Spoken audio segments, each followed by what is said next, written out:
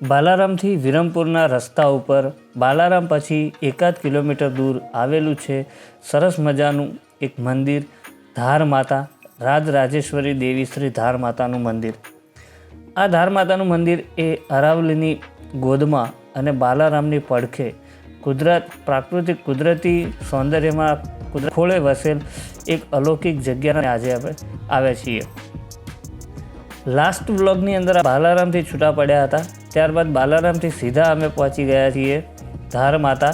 અહીંયા શ્રી મહાનિવાસી અખાડાના સાધુ ગુરુઓ દ્વારા શ્રી ધાર માતાની પૂજા અર્ચના અને એમની આરતીનું કાર્ય કરવામાં આવે છે।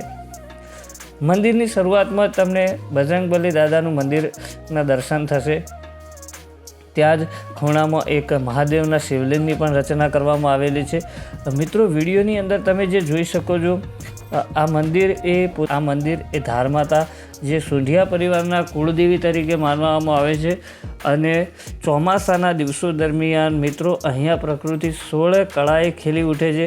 એટલું અરમ્ય અને સૌંદર્ય અહીંનું વાતાવરણ હોય છે આહલાદક કે ચોમાસાની અંદર અહીંયા સહેલાણીઓની સંખ્યા ખૂબ જ વધી જાય છે।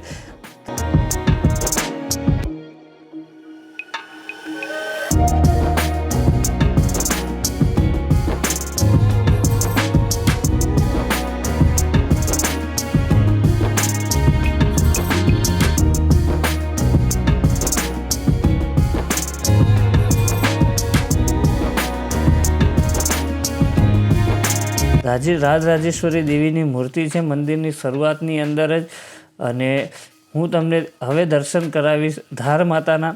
મિત્રો, ધાર માતા એટલે ધાર માતા શબ્દનો એક અલૌકિક અર્થ થાય છે કે કલ્પનાઓથી જે મુક્ત છે, અલૌકિક જે છે, જે પ્રકૃતિ છે એને ધાર માતા તરીકે ઓળખવામાં આવે છે।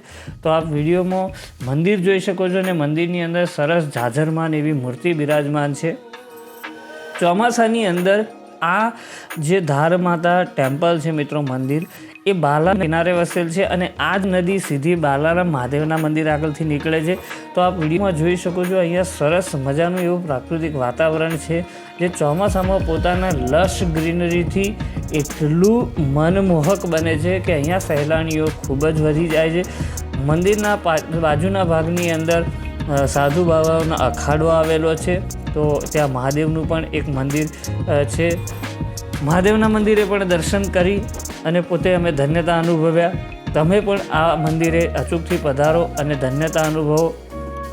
મિત્રો, આ જે મંદિર છે એ મંદિરના પાછળના ભાગે, એટલે કે એનું જે એન્ટ્રી પ્રવેશ દ્વાર છે ત્યાં આગળ સુરજગીરી મહારાજની સમાધિ આવેલી છે, જે પહેલાં આ મંદિરમાં ધાર માતાની સેવા અર્ચના કરતા હતા।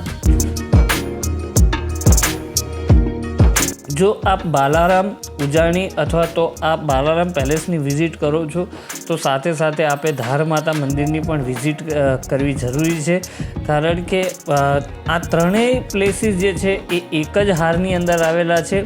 સૌથી પહેલાં બાલારામ પેલેસ આવે છે, ત્યારબાદ ઉજાણી આવશે, ત્યારબાદ બાલારામ મહાદેવનું મંદિર આવે છે અને ત્યારબાદ આવશે ધાર માતા ટેમ્પલ। અહીંયાથી સીધો જે રસ્તો વિરમપુર થઈને આદ્યશક્તિ અંબે માના ધામની અંદર આપણને પહોંચાડી દે છે।